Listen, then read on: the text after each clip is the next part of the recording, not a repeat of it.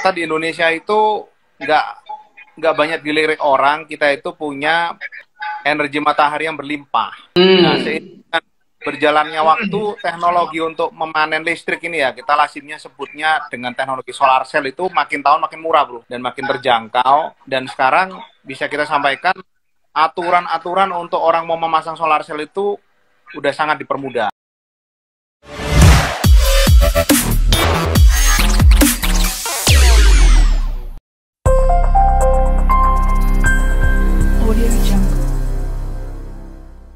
Halo teman-teman The Consulting ya, The Consulting Lovers, dimanapun teman-teman berada, semoga selalu sehat ya, selalu diberkatin dan selalu happy ya. Semoga teman-teman selalu dalam lindungan Tuhan semuanya ya. Semoga lagi semuanya bahagia ya. Dan hari ini guys, kita akan live dengan salah satu ya owner yang luar biasa, juga pengusaha yang luar biasa ya. Beliau adalah namanya Bro Antony Utomo ya. Jadi beliau ini adalah founder ya, dan managing director dari Utomotech ya teman-teman. Kalau liatin misalnya rangka atap ya, Utomotech itu sangat terkenal teman-teman. Jadi banyak sekali kayak misalnya di bandara, misalnya lagi di gedung MPR dan macam-macam. Ini banyak sekali project-project yang dilakukan oleh Utomotech, dan sekarang Utomotech lagi berkembang ya, lagi ekspansi. Oke, sekarang tanpa lama-lama ini Pak Antony, Bro Antony sudah ini ya join. Saya akan undang beliaunya. Hai bro, apa kabar? Luar biasa, mantap. Harus luar biasa, semangat terus. Oh mantap ini kalau kena energinya Antony Utomo ini langsung kebakar Ren. Luar biasa, liatin IG-nya keren-keren abis. Gimana bro, lagi di Surabaya atau di luar kota nih kondisinya? Surabaya bro. Ya. Surabaya ya. Jaga kandang aja bro. Jaga kesehatan. Yes. Omikron enggak keluar dulu Omikron ya. Bener bro. Iya. Tapi so far gimana? Kondisi keluarga, anak istri sehat-sehat ya bro ya? Ya puji Tuhan bro, sehat semua bro. Puji Tuhan ya. Puji Tuhan. Sama sehat-sehat sekeluarga. Yes. Puji Tuhan ya. Bersyukur bro, sehat semua. Nggak ada yang kena Omikron juga ya, semua sehat. Moga-moga Jawa Barat juga selalu sehat. Oke, Bro Antony, ini kita thank you nih. Anyway, brother sudah accept undangan kita untuk hari ini kita ngobrol bareng ya di acara Ngobis. Nah, Bro, sebelum kita ngobrol nih soal topik utama nih ya, yaitu peluang usaha panen setrum. Nah, teman-teman ini apa nih? Peluang usaha panen setrum ini salah satu peluang gitu ya. Buat teman-teman biasanya seneng kalau dengar namanya peluang gitu ya. Nah, tapi sebelum kita ngobrol brother di acara sana, di topik utama, mungkin boleh nggak bro, kita pingin kulik-kulik nih, siapa sih Antony Utomo gitu ya, bagaimana sih kisah hidupnya gitu ya. Dan karena kita biasanya di acara The Ngobis ini kita senang brother kalau diceritain dari kisah-kisah daripada entrepreneur, karena setiap entrepreneur pasti punya ini ya, masalah atau punya kasus yang berbeda dalam hidupnya, dalam usahanya. Boleh nggak brother cerita-cerita soal pengalaman atau kisah hidupnya dari Bro Antony ini kira-kira? Oh boleh dong, kita kalau sama Bro Dedi kan selalu kita welcome. Apalagi Bro Dedi ini saya kenal lama, memang luar biasa. Jadi kita tentu juga pengen belajar banyak lah dari Bro Dedi. Ya kalau apa yang saya lakukan ya sebetulnya nggak jauh lah bro dengan yang teman-teman lakukan ya. Kita berusaha cari yang namanya opor bro. Tapi nggak cuma sekedar ayam opor, kita carinya opor. Oke, siap. Ya, jadi memang Bro Dedi makasih sekali nih sama The Consulting ya. Hari ini kita dapat kesempatan sharing lah di kegiatan ini. Kalau kita boleh cerita, memang kegiatan saya di energi terbarukan ini kecelakaan alam bro. Kan saya kerja di sebuah perusahaan keluarga yang produksi atap sudah sekitar 46 tahun bro. Nah, yes. Ternyata di Indonesia itu nggak banyak dilirik orang, kita itu punya energi matahari yang berlimpah. Nah, seiring berjalannya waktu, teknologi untuk memanen listrik ini ya, kita lazimnya sebutnya dengan teknologi solar cell itu makin tahun makin murah bro. Makin tahun makin murah dan makin terjangkau. Dan sekarang bisa kita sampaikan, aturan-aturan untuk orang mau memasang solar cell itu udah sangat dipermudah. Jadi Bro Dedi maupun teman-teman kalau mau pasang solar cell itu udah nggak ruwet lah kayak zaman-zaman kolonial. Sekarang kita sudah dipermudah, perizinan oleh pemerintah juga dipersingkat, dan tentunya energi terbarukan ini sudah menjadi satu tren yang tidak hanya di Indonesia ya Bro ya, udah di dunia. Oke. Jadi brother sempat cerita bahwa menjalankan usaha family ya, usaha keluarga ya, dari papa kalau nggak salah kan ya, 46 tahun. Dan habis itu kecelakaan maksudnya kecelakaan dalam tanda kutip ya brother ya, akhirnya bisa masuk ke energi terbarukan solar cell. Itu maksudnya kecelakaan itu seperti apa brother, kalau boleh jelaskan ini. Kita tuh dulu pernah dapat satu pekerjaan ya untuk memasang atap lah di salah satu konsumen. Nah pada saat itu yang pasang solar cell-nya itu bukan pihak kita, ada vendor lain. Setelah terpasang itu Pak, waduh kita dikomplainin orang Pak, atap ini kok bocor semua. Nah kita cek Pak, kenapa ya, kita udah pasang baik-baik, ada QC checklist, udah di handover, kok setelah kita pasang beberapa bulan terjadi kebocoran. Bocor semua. Ternyata Bro, disitulah baru kita tahu orang yang memasang solar cell ini nggak ada pengetahuan di dunia atap. Jadi pada saat dia memasang itu, dia melakukan banyak kesalahan sehingga merusak atap yang baru kita pasang dengan baik. Nah, sejak saat itu akhirnya saya pikir, kalau sama-sama pusingnya kita pasang atap sama pasang solar, mending sekalian kita aja yang pasang solar. Oke. Jadi dua-duanya brother dipasang sekalian sama otomotif gitu ya. Ya, jadi sejak saat itu ya memang butuh waktu ya, karena itu kan sekitar 6-7 tahun silam. Kita dalemin masa depan dunia ini ke arah sini. Dan atap Indonesia itu nggak pernah punya posisi yang sedemikian penting dalam sejarah Republik kita dari hari-hari ini Bro. Jadi saya itu kebetulan tinggal di apartemen Bro. Beruntunglah Bro Dedi atau misalnya teman-teman yang punya atap rumah.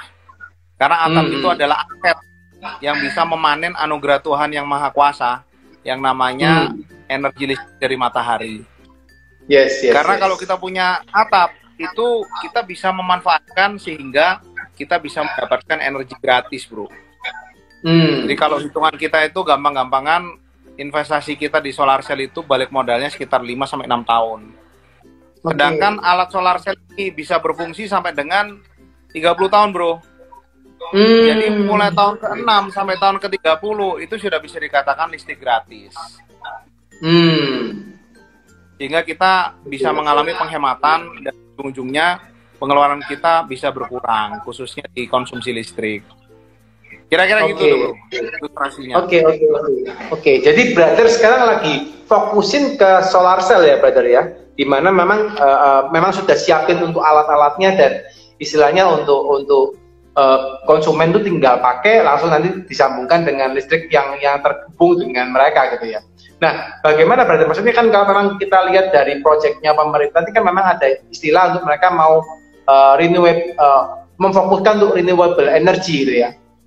Terkait dengan program terkait dengan fokus pemerintah tahun 2022 ya. Nah, tapi apa misalnya kalau kita ngomong Bro kan lagi siapin untuk listrik terbarukan gitu. Bagaimana pendapat dari PLN brother? Apakah di okein atau gimana, ada defense mungkin dari PLN atau gimana brother kira-kira? Jadi aku rasa ini nggak hanya PLN ya Bro ya. Entitas manapun kan seperti Bro ketahui bukan yang terbesar, bukan yang tercepat, tapi paling adaptif. Nah, PLTS ini adalah salah satu contoh tantangan bagi para pelaku industrinya yang kebetulan yang perusahaan tadi Bro sampaikan itu untuk bisa adaptif. Karena ujung-ujungnya kalau kita mau lawan teknologi ini kan nggak bisa Bro. Ini barangnya bisa terjangkau, bisa dicari dimanapun, pemasangannya juga simple, dan Bro Dedi bisa bayangkan yang namanya energi, industri energi itu dari zaman bahula pasti akan selalu terasosiasikan dengan perusahaan-perusahaan konglomerasi besar. Hanya di dalam solar inilah sebetulnya perusahaan yang small medium enterprise itu sebenarnya bisa ambil bagian. Karena dia cepat, sifatnya juga bisa direplikasi dengan mudah. Dan modular. Modular itu artinya kalau Bro Dedi hari ini, wah saya ada rezeki pasang 2 kWp Nah tahun depan mau tambah lagi itu bisa, nggak ada masalah. Jadi memang sifatnya simple. Karena itu saya selalu sampaikan ke teman-teman, demokratisasi energi yang paling gampang itu ya wujudnya solar. Karena solar cell ini bisa membuat masyarakat, bahkan sampai satuan terkecil ya, rumah ya bro ya, itu bisa punya akses langsung ke energi. Dan ujung-ujungnya ini juga membantu pemerintah, karena pemerintah kan memiliki satu konsep meningkatkan energi terbarukan. Terus ada net zero, Presiden Jokowi sudah bikin program net zero menuju 2060. Jadi ini adalah upaya gotong royong kita semua untuk membantu pemerintah tanpa membebani anggaran dari pemerintah itu sendiri. Kalau setiap orang pasang bro di rumahnya masing-masing, itu bisa kita bayangkan bro Dedi, berapa sebetulnya emisi karbon yang bisa kita offsetkan misalnya. Dan sebetulnya masih mengurangi pengeluaran tagih dari yang punya rumah. Jadi kira-kira gitu bro, ilustrasi sedikit mengenai solar cell. Nah tadi Bro Dedi cukup menarik tuh cerita. Ini gimana sih anunya bisnisnya? Ya ujung-ujungnya kalau kita lihat tren itu kan hanya satu arah bro, melawan gravitasi. Jadi kalau saya melawan ke teman-teman, pengguna solar cell ini kita boleh sampaikan menurut data kementerian itu, dari tahun 2018 itu hanya 600 orang. Sekarang ini sudah mencapai 4.400 lebih. Jadi hanya dalam 3 tahun pertumbuhannya itu 7 kali lipat, bro. 4.400 orang ya berarti. Masyarakat itu banyak. Nah ini kan harus disikapi oleh teman-teman sebagai peluang usaha yang bisa kita gunakan juga untuk menangkap peluang-peluang di tengah kebangkitan ekonomi pasca COVID. Seperti kita tahu, beberapa industri kan masih naik turun, bro ya. Tapi yang pakai listrik itu pasti pakai terus, bro. Di rumah, anak saya online school malah pakainya listrik terus, gitu kan. Yes. AC ya, brother ya, lampu ya, chargernya untuk laptop, ya, iPad dan kawan-kawan. Ya. Kan, selesai kita IG Live sama Bro Dedi, ngecas lagi handphonenya. Ya. Kamar pakai AC, lampu juga. Iya. Nice. Jadi ini ibaratnya peluang juga ya, brother, untuk teman-teman untuk melakukan ini ya, kemandirian energi gitu ya, secara energi matahari gitu ya istilahnya gitu ya, brother ya.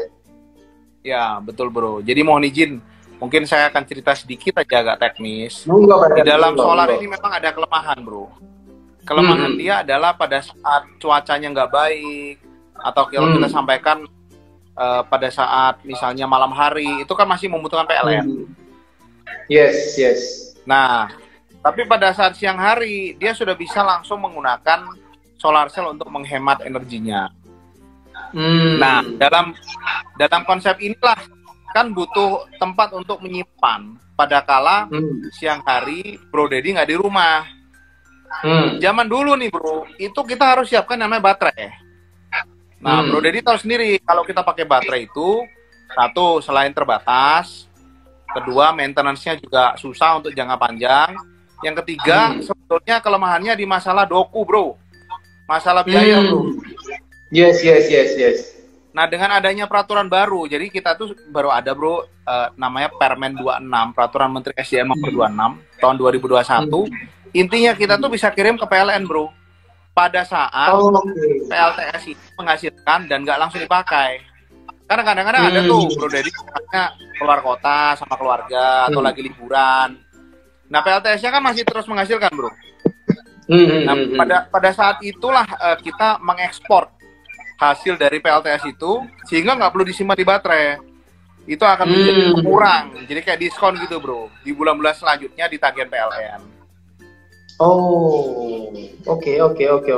Itu langsung otomatis dari perusahaannya otomotif yang menyetingkan, brother, seperti itu ya? Oh ya, itu saya rasa teman-teman juga mesti tahu. Aturan itu sudah ada. Tinggal memang, tadi Bro kan bilang, nanti di daerah-daerah bagaimana? Nah, ada memang beberapa daerah itu belum tersosialisasikan dengan baik. Nah, kalau nanti memang ada isu, misalnya yang berkaitan dengan hal tersebut, silahkan bisa kasih tahu saya atau kasih tahu ke D Consulting. Nah, siap. kebetulan saya juga melayani di Asosiasi Energi Surya, Bro, dan salah satu amanah organisasi itu membantu untuk mensosialisasikan aturan-aturan ini sehingga tidak ada masyarakat yang misalnya disalahgunakan oleh oknum tertentu, karena semua itu sebuah aturan itu kan sudah jelas tahapan-tahapannya untuk kita bisa dapat dari PLN dan lain-lain.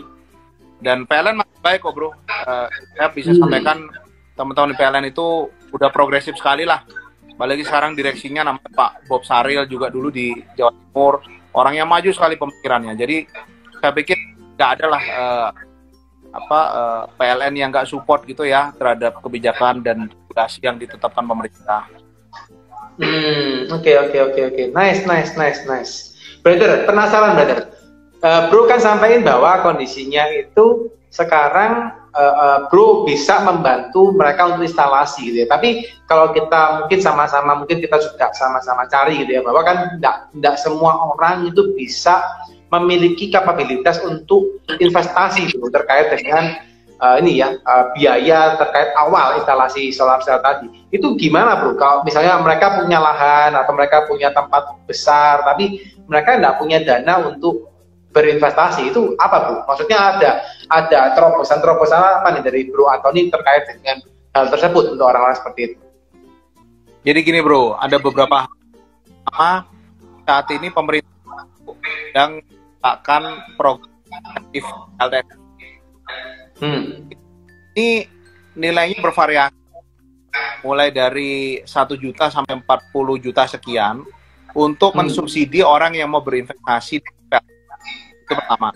Jadi yang kedua, saya ulangi, kita sudah ada beberapa lembaga perbankan. Di sana ujung-ujungnya memang terhadap orang yang mau memiliki kepemilikan PLTS itu nggak perlu bayar kontan, Bro. Jadi dia bisa menggunakan cicilan gitu kan. Dan yang terakhir, kalau segmen industri itu kita kerjasama dengan perusahaan leasing. Jadi dia bisa melaksanakan pembayaran sesuai dengan yang digunakan. Oke. Masih putus-putus ya? Jadi agak tapi masih kedengeran, brother. Ya. Oke. Jadi brother siapin untuk istilahnya pendanaannya juga kan. Maksudnya misalnya bro ketemu sama orang yang pernah punya rumah gitu ya, rumah berapa mungkin I don't know gitu, berapa ratus meter gitu atau berapa puluh meter gitu ya, dan dia mau pakai solar cell yang bro settingin gitu ya. Nanti akhirnya dari sana disambungin sama bank yang bisa danain atau dari perusahaan leasing yang lain gitu brother maksudnya ya. Betul. Oke. Gitu ada syarat minimal nggak, brother? Maksudnya untuk orang mau, misalnya aku mau nih ngeliatin live-nya hari ini dengan Pak Anthony misalnya gitu ya. Terus wah iya ya benar juga ya katanya Pak Anthony 5-6 tahun sudah balik modal. Sisanya 24 tahun saya bisa untung nih nggak bayar listrik kan gitu pikirannya dia. Nah, maksudnya ada syarat minimal nggak, bro? Harus misalnya rumahnya luasan berapa misalnya, atau dia harus punya apa di dalam bangunannya untuk bisa akhirnya dia mengambil energi terbarukan yang bro siapin, bro? Ya, syaratnya sih mudah, bro. Nomor 1, punya atap. Oke. Karena kalau nggak ada atap, itu nanti nggak bisa ke PLN. Yes. Kedua, dia harus jadi pelanggan pasca bayar. Jadi kalau prabayar itu nggak bisa, bro. Dia harus pasca bayar. Dia kapasitas terbesarnya sama dengan kapasitas PLN. Oh, oke. Maksudnya maksimal itu gimana, brother? Jadi misalnya Bro Dedi kalau rumahnya 4.400 V. Oke. Kapasitas solar cell yang boleh dipasang itu ya hanya 400 V. Oh, oke. Jadi tergantung kalau dia punya kapasitas di rumah kan? Siap. Oke. Jadi misalnya dia punya pabrik nih, let's say pabrik misalnya 100.000 misalnya gitu, dia pakai kapasitas dia udah maksimal 100.000 yang dipasang. Nggak boleh lebih dari itu kan, brother ya? Nggak boleh. Oh, oke. Terus kalau misalnya atapnya miring, atapnya lurus, atapnya runcing itu gimana, brother? Kalau itu itu masih oke juga atau gimana? Ada kapasitas, ada spesifikasi khusus seperti apa tuh? Pada prinsipnya atap nggak boleh ada shadow ya atau bayangan, karena dia kalau nanti dapat bayangan bangunan sebelah, hasilnya nggak optimal. Itu nomor satu. Oh, oke. Kedua, tentu atap itu yang jadi sudut optimal. Nah, nanti kita bantu, kita diskusikan lebih lanjut lah kalau memang ada yang. Jadi Bro Deddy, kita sampaikan di kita nyebutnya untuk solar roof. Thomas Solar juga membuka program kemitraan. Jadi misalnya ada yang mau minat di bidang solar cell, kita akan dampingi. Dan kita sudah punya lembaga ternyata kerja dengan Ubay, namanya Solar Open Center. Nah di situ akan ada training untuk membantu orang berminat menjadi solarpreneur ya, kita sebutnya entrepreneur di bidang solar cell, solarpreneur. Untuk bisa masuk ke industri ini, supaya mereka tidak perlu melewati kurva seperti lalui. Oke. Jadi Bro sudah siapin juga untuk wadahnya. Tadi kalau nggak salah di Ubaya benar ya? Ubaya benar ya? Ya, kita kerja ya, kita bangun di seluruh Indonesia. Sekarang di Ubaya ada base pelatihan. Jadi teman-teman nanti bisa soal solar cell, pengetahuannya pada saat bisa ini lebih matang, Pak. Oke. Keren. Ini brother, kalau misalnya brother boleh sedikit kasih ilustrasi atau kasih pemahaman gitu kepada teman-teman, kan orang-orang misalnya mau terjun ke bisnis solar, itu apa sih brother? Mungkin hambatan-hambatan yang bakal mungkin mereka hadapi brother terkait dengan yang perlu sampaikan barusan. Ya, nomor satu kan solar ini adalah industri yang tidak terlalu kompleks, Bro Deddy. Bisnis tidak terlalu kompleks, tapi memang tetap harus ada dasar untuk mereka bisa dengan bagus, dan ujung-ujungnya kehadiran sistem pasang itu bisa berjalan. Yang kedua, memang solar cell ini masih banyak informasi banyak orang. Jadi beranjak dari hal itu, memang harus banyak edukasi terhadap stakeholder, terhadap industri perbankan misalnya, karena ini adalah sebuah industri yang belum ada di Indonesia. Semua orang, termasuk regulator pun sedang mencari bentuk apa baik dan jalan diterima para pihak. Tapi yang mau saya sampaikan, ini nggak kompleks. Tinggal sekarang kalau kita mau negeri itu kan mesti ada sebuah basic, ada sebuah training. Nah di situ kalau memang ada teman-teman yang minat, itu bisa kita dampingi. Nah misalnya di bantu pengetahuan dalam literasi finansialnya. Kita nanti membantu pasar maupun informasi secara Yang jelas pasar ini itu sangat luar biasa besar. Karena bro, kita di rumah tangga aja di Indonesia itu ada 117 juta rumah. Itu kalau kita konversi almost limitless, Bro Deddy. Mau berapa orang pun berapa tahun nggak kena. Yes. Kalau saya bilang ke teman-teman, transisi energi di Indonesia itu hanya terjadi sekali. Jadi kalau Anda menjadi bagian dari transisi energi itu, ini tidak hanya membantu orang untuk mendapat mata pencarian, tapi enggak, Pak. Ya.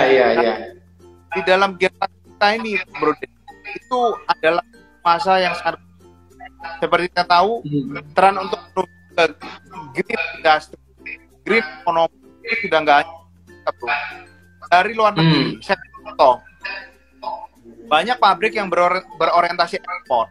Kalau Bro Deddy tahu, mereka ditekan, Pak, oleh pembeli agar bisa memproduksi produk yang support dengan bauran yang bersih.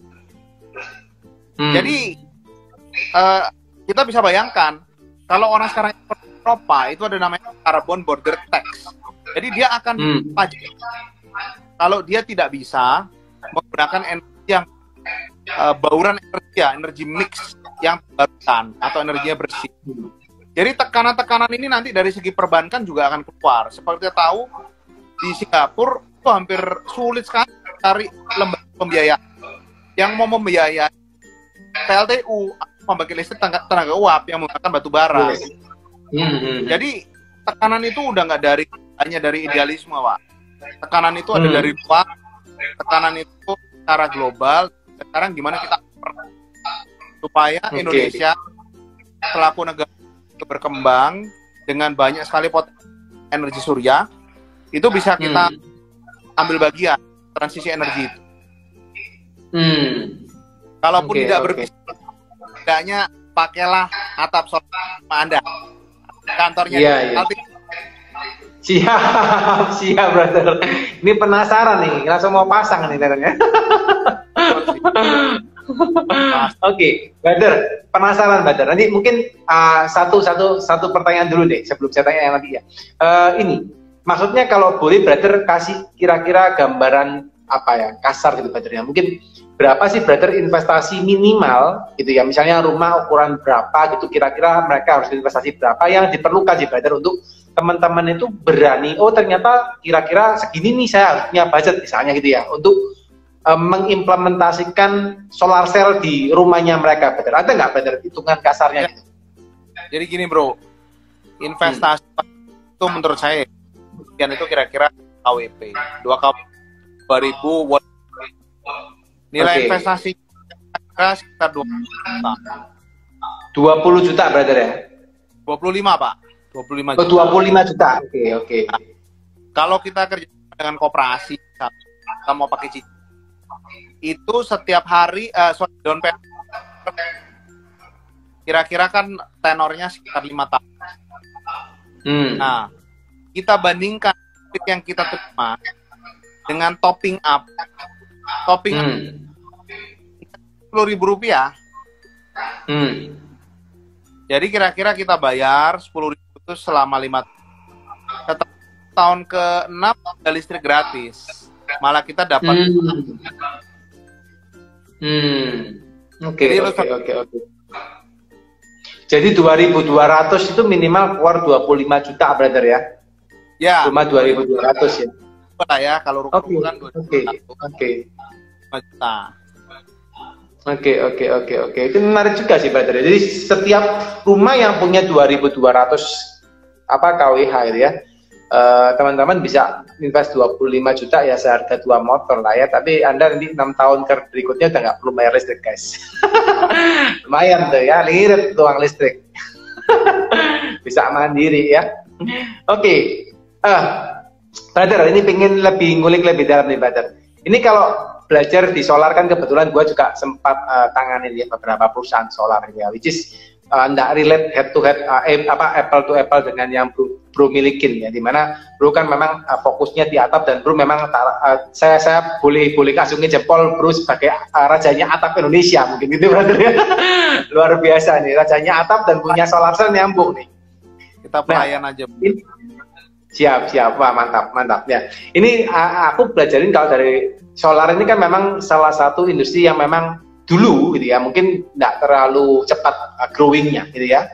Saya punya klien mungkin waktu kita ngomong-ngomong cepat di Tutup Bono itu mungkin sebelumnya sudah sempat gua tangani juga klien solar dan memang grownya agak lambat. Tapi melihat begitu Pak Jokowi sudah intens ke renewable energy dan emisi karbon dan kawan-kawan sudah secara dunia sudah mulai pajak karbon juga ditingkatin dan kawan-kawan, nah itu kan pasti akan mendorong orang-orang untuk beralih dari yang mereka biasanya pakai tenaga sumber daya alam yang nggak terbarukan menjadi sumber daya alam yang terbarukan seperti yang perlu lagi kerjain.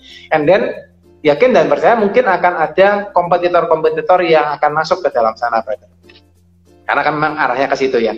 Nah, apa bro yang maksudnya dari si brother sebagai mungkin yang sudah lebih dulu gitu ya bergerak di bidang itu, apa brother strategi-strategi yang dilakukan gitu ya, mungkin supaya teman-teman juga oke, aku mau ngambil nih misalnya sebagai mitranya Anthony gitu ya, sebagai mitranya Pak Anthony nih, atau sebagai apa mungkin mereka yang mau ngambil secara produknya gitu ya, apa brother yang mungkin bisa membedakan solar cell yang Bro lagi tangani dengan mungkin kompetitor lain brother? Oke, thank you Bro Dedi. Jadi itu menarik sekali ya yang Bro Dedi sampaikan. Apa sih yang membedakan kita misalnya pemain yang sama? Bro, kita mesti sadar bahwa di dunia solar ini sangat erat perkawinan. Nah, saya cukup tim saya. Wah, kita itu yang pertama saat ini yang paling fokus untuk combining atap solar. Artinya ini kan dua industri yang berbeda. Ya. Kita punya momen, juga kita banyak melakukan riset combining sistem apa taunya di solar ini yang paling efektif. Kedua, barang-barang kita belum memproduksi karena solar cell ini kan masih import ya. Itu kan berbeda dengan baik di bidang. Jadi kita itu namanya Longi itu adalah perusahaan solar cell yang mitranya di Indonesia. Kemudian otaknya itu namanya inverter ya Pak ya. Jadi mulai ke inverter, energinya itu diproses, ada IoT-nya, kan growth sama. Dia ada yang bengkepnya kreatif, artinya bahwa kita ini sebuah percayaan sehingga kita dengan sangat barang murah, tapi trust di situ kan harus Bro ya selama 30 tahun, selama jangka waktu yang lama. Jadi kami juga bersandar people class yang kita beberapa tahun lagi ada klaim pun ada yang besar barangnya gratis, yaitu kita bersandar perusahaan yang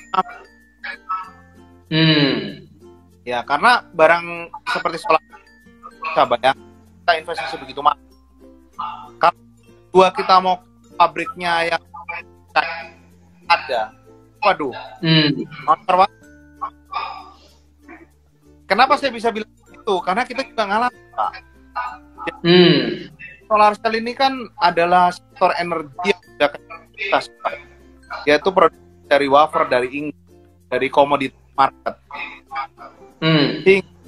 Perusahaannya juga keluar karuan. Nah, untuk kita memang kita selalu berusaha di trusted partner. Kalau ujung-ujungnya hanya perang harga, kita akan susah nebak. Karena ada orang lebih nekat dari kita untuk lebih murah, pembayarannya lebih murah. Tapi kita ke quality, bukan jadang, dan kita mau jadi klien kita lah Pak. Kita, ya banyak orang yang lebih nekat dari kita. Oke. Jadi salah satunya juga brother sekarang kan memang kalau boleh teman-teman juga dengerin ya bahwa keunggulannya dari yang dilakukan oleh Bro Anthony adalah perusahaan sebelumnya gitu ya yang sudah tangani oleh Bro Anthony memang spesialisnya di atap guys ya. Juga belajar buat teman-teman ya bahwa dalam segala apapun yang kita lakukan kita mesti harus punya tingkat keunggulan ya, dan salah satu yang dimiliki oleh Automotive bahwa sudah punya keunggulan dari sisi sudah rajanya atap gitu ya. Nah, tinggal sekarang mana solarnya gimana gitu ya. Sudah biasa pasang atap, teman-teman juga kalau pernah dengar pasang atap tanpa sambungan ya mungkin Automotive yang punya kan gitu ya. Dan ini yang disambungkan dengan teknologi solar. Salah satu hal yang keunggulan ya brother yang dimiliki oleh ini ya tadi perusahaan brother yang di bidang solar ya.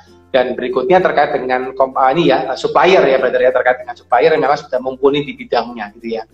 Apa ada keinginan brother mungkin ke depannya gitu untuk buka pabrik atau buat pabrik solar cell sendiri, apa memungkinkan brother untuk dibuat solar cell di Indonesia? Karena kan sebagian besar masih diimpor dari luar ya kalau kita lihat ya.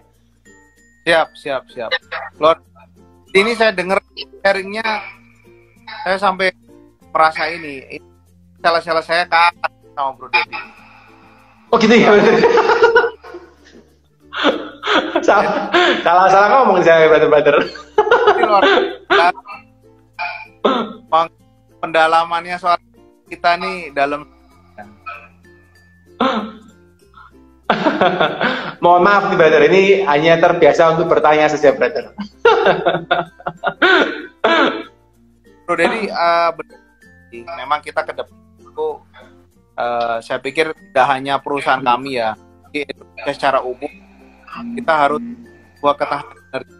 Kami nyebut apa yang dimaksud ketahanan energi? Artinya kalau kita bicara mengenai hilirisasi produk, kemudian kendali terhadap teknologi, mau nggak mau Pak, kita harus bisa produksi di sana. Karena apa? Nice. Pada saat jadi perang dagang Pak, contohnya kayak sekarang Amerika ini, atau pada saat Amerika China krisis energi, pasti dia akan memprioritaskan industri dalam negeri Pak. Artinya kebutuhan-kebutuhan kita itu akan jadi persekian. Nah, hubungannya dengan apa? Ya tentu kita lihat the big picture. Mau nggak mau kita buat apa? Pertanyaan ini kan telur dua atau ayam satu? Benar. Kalau pasar kita sudah besar Pak, itu kita karena industri ini adalah industri yang seperti handphone Pak. Jadi setiap 3 bulan, setiap 6 bulan kalau kita masuk sekarang, ini pendapat pribadi ya. Nah, tapi pasar Indonesia itu masih dalam tahap berkembang. Jadi karena kita belum balik modal Pak, waduh, dalam setengah tahun udah ganti modal. Dalam setahun udah berubah total Pak. Nah ini tentu akan jadi satu challenge sendiri ya Pak Dedi ya. Tapi ada satu memang utama ke industri ini, karena kita merasa keharusan khususnya bagi pelaku usaha agar kita memiliki sebuah ketahanan dan penguasaan teknologi Pak. Tapi tentu kita akan lihat, nah ini masalah waktu Pak Dedi. Begitu pasar Indonesia sudah mendapat economy of scale tertentu, kita harus masuk Pak. Kapan ya? Terus klien konsulting, perusahaan keluarga mulai pasang solar Pak.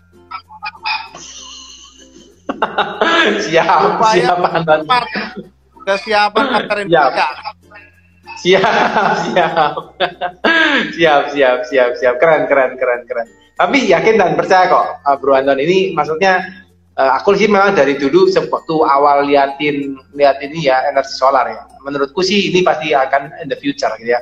Kalau kita lihat di luar, mungkin di Malaysia, nggak usah jauh-jauh lah, di Malaysia aja kan juga banyak kan perusahaan-perusahaan yang memang sudah gencor di solar cell gitu ya. Dan mungkin Indonesia belum terlalu apa ya penetrated ya, maksudnya penetrasi dengan baik ya, karena kondisinya kan memang terlalu apa, kita banyak pulau kan, terus secara educated kan juga apa ya tidak semua meratakan gitu kondisinya. Tapi aku percaya sih harusnya ke depan seperti yang kita ngomongin mobil listrik ya teman-teman ya. Kalau teman-teman lihatin mobil listrik sekarang kan pemerintah pun sudah lagi ngecorin mobil listrik. Kita lihat juga di misalnya di perusahaan-perusahaan seperti Hyundai, Auto 2000 gitu ya, sudah mulai kejar-kejaran, bahkan China pun ngeluarin mobil listrik yang harganya nggak karuan murahnya kan gitu. So tak pikir pasti nggak lama sih harusnya dari ini ya, dari mobil sudah listrik, dari yang solar, dari yang BBM, dari yang fosil pindah ke listrik, pasti soon akan yang listrik rumah pindah ke solar. Itu tak rasa nggak jauh beda. Tapi penasaran juga, Brother. Kalau Bro ini kan tak lihat juga, maksudnya Bro juga cerita bahwa banyak impor ya, Brother ya, terkait dengan produknya Bro ya. Itu dari mana, Brother? Kalau ambil maksudnya produknya dari US atau dari Europe gitu, Brother. Untuk produk itu dari China mungkin bahkan. Jadi epicentrum solar sekarang di China, bro. Baik dari China ya? Iya, capacity sekarang itu petahnya solar. Dan itu pencapaian yang luar biasa sih. Hanya dalam sekian tahun, kiblat Eropa sama Jepang itu geser. Yes, keren sih. Jadi China sekarang nomor 1 ya brother ya untuk solar cell ya. Oke. Dari capacity semua masih sekarang epicentrumnya di. Jadi kalau kita mau cari peluang guys, harus selesaiin tuh problemnya orang ya. Seperti yang Bro Antoni sampaikan ya. Dan Bro Antoni lagi selesaiin masalah energi guys ya. Buat teman-teman yang juga lagi mau untuk masalah energinya terbarukan, mau masalah energinya terselesaikan ya, langsung boleh follow Bro Antoni ya. Oke. Bro, ini agak menyimpang brother, tapi gue penasaran, maksudnya gue penasaran juga. Bro, gue lihat kan, maksudnya aku lihat sering ini ya, keliling-keliling ya, maksudnya juga aku lihat jejak petualangnya Bro ini di industri, di bisnis ini luar biasa. Aku banyak belajar dari liatin Bro punya story atau punya apa namanya posting di IG, dan aku dengar juga dari teman-teman kita SMP ya. Jadi kebetulan saya sama Bro Antoni teman SMP ya teman-teman. Jadi saya sama-sama Bro Antoni teman SMP gitu ya. Lihat jejak ya, jejak petualangannya Bro Antoni luar biasa. Dan aku penasaran karena Bro Antoni ini sedikit pindah kemana, sedikit pindah kemana lagi, pindah-pindah terus lagi sebelum corona gitu. Kalau corona mungkin sekarang stay di Surabaya terus gitu ya. Tapi sebelum corona itu wah pindah-pindah terus. Nah, Bro, how do you manage your time with your work and your job and your family? Aku penasaran aja sih, pengen tahu. Karena buat teman-teman juga mungkin biar belajar ya. Karena begitu mereka sampai di posisi tertentu, pasti mereka juga akan mengalami hal yang sama. Mungkin boleh nggak Bro sharing terkait dengan hal itu kalau izinnya? Siap. Yang pertama saya mau koreksi ya. Kalau Bro Dedi ini bilang luar biasa sih, salah besar. Biasa dibuat. Siap.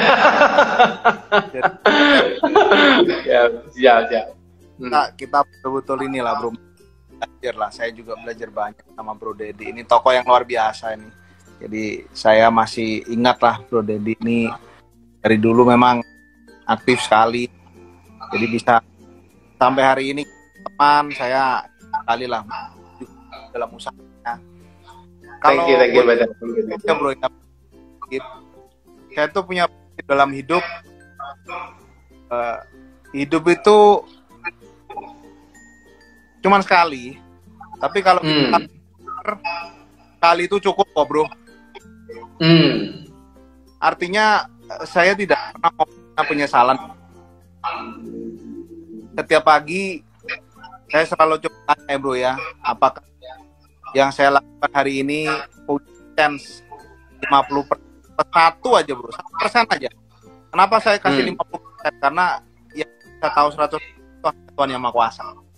Tapi kalau kita keyakinan lebih dari setengah, bahwa apa yang saya lakukan hari ini itu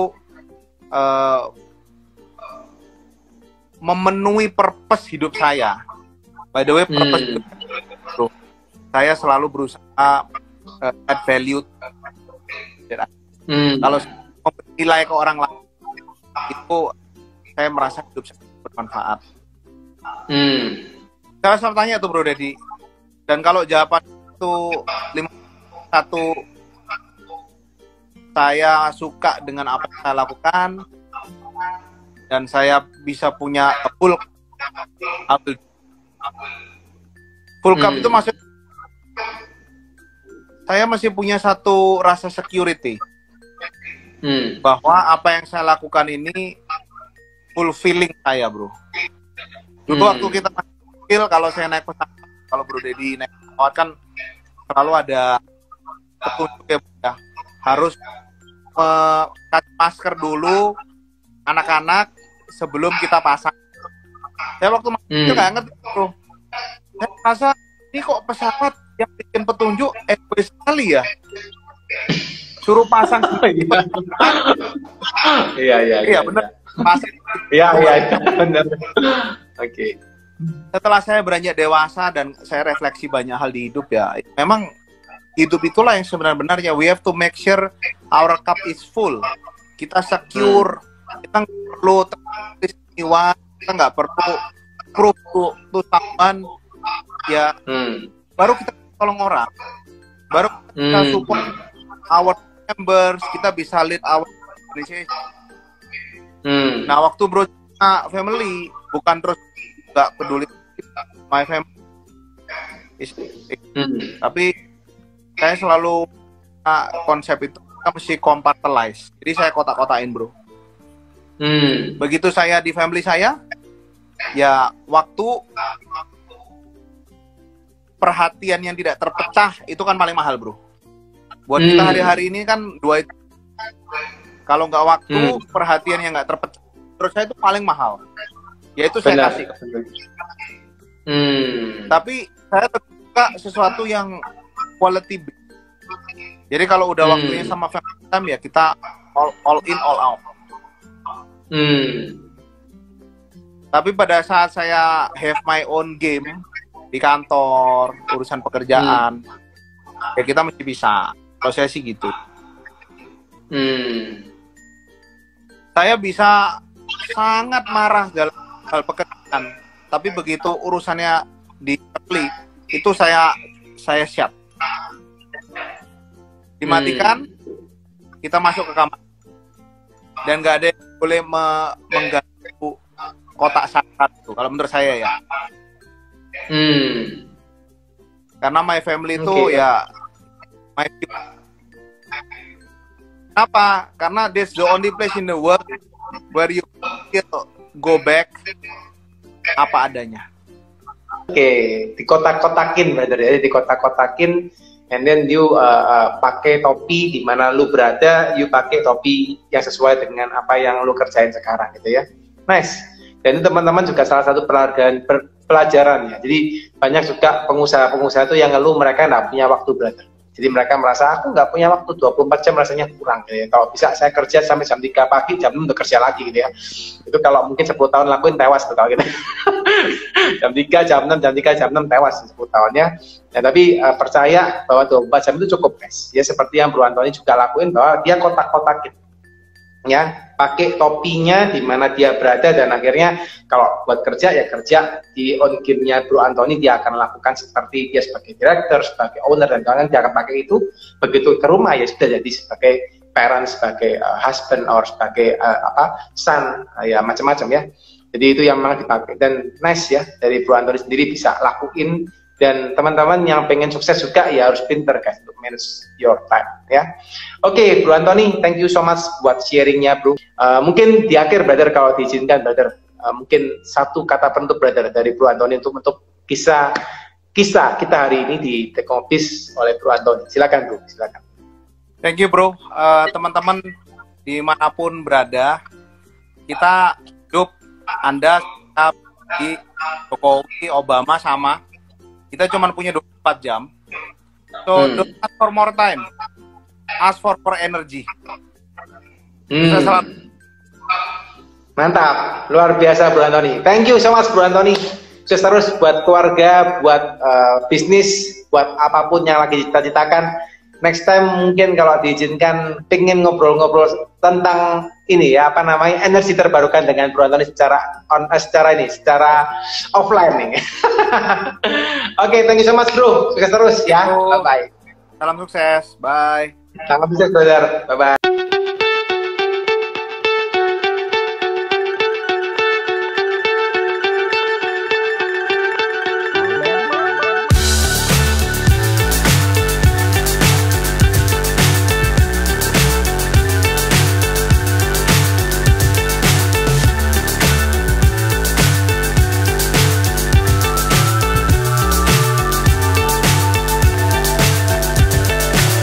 So high I'm hypnotized.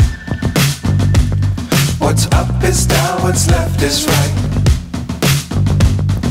Chasing stars and holding